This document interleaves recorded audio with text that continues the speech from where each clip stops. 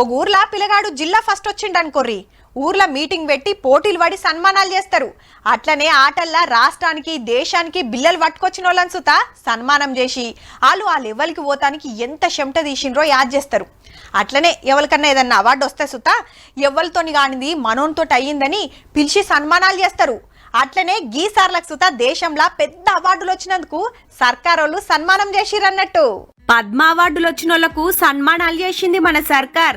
పాత ఉపరాష్ట్రపతి వెంకయ్య నాయుడు, హీరో చిరంజీవి సార్లకు పద్మ విభూషణ్ వచ్చినందుకు షాల్వల్ గప్పి గొప్పతనం సాటింపేసిండ్రు. ఆ సీన్ కష్టం కదా, అందుకని దాని ప్లేస్ లో కొత్త సీన్ కనిపెట్టారు. ఏందయ్యా కొత్త సీన్ అంటే కాస్ట్, కమ్యూనిటీ, క్రిమినాలిటీ. ఆ సీన్ బదులు ఈ సీన్ సోదరిమణులు సార్ టీవీ పెట్టి బూతులు మాట్లాడుతూ ఉన్నారు సార్ ఎమ్మెల్యే అని చెప్పారు. నేను చెప్పాను ఈ బూతులు మాట్లాడే వాళ్ళకి బూతులోనే సమాధానం చెప్పండి అని చెప్పాను.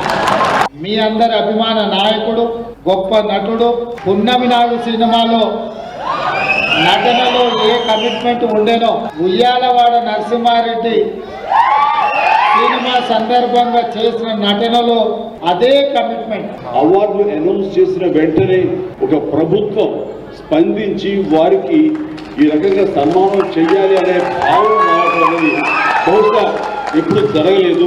ఇదే మొట్టమొదటిసారి జరిగింది. దానికి ప్రధానమైన కారణం యువకులు, డైనమిక్ లీడర్ ముఖ్యమంత్రి రేవంత్ రెడ్డి గారు, అలాగే వాళ్ళ సహచర మంత్రి వర్యులు. నిజంగా చెప్తారు సభాముఖంగా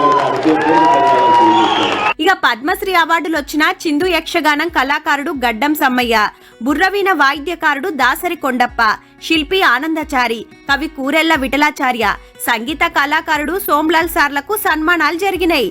అట్లనే ఆంధ్రల హరికథలు చెప్పే ఉమామహేశ్వరికి సుత మర్యాదలు చేసిండ్రు.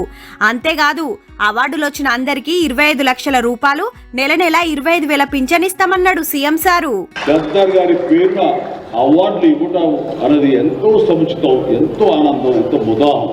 అలాంటి నిర్ణయం తీసుకున్నటువంటి మా ముఖ్యమంత్రి రేవంత్ రెడ్డి గారికి, వారి సహచరులకి నేను మనస్ఫూర్తిగా నా హృదయ ధన్యవాదాలు ఈ సభాముఖంగా తెలియజేస్తున్నాను.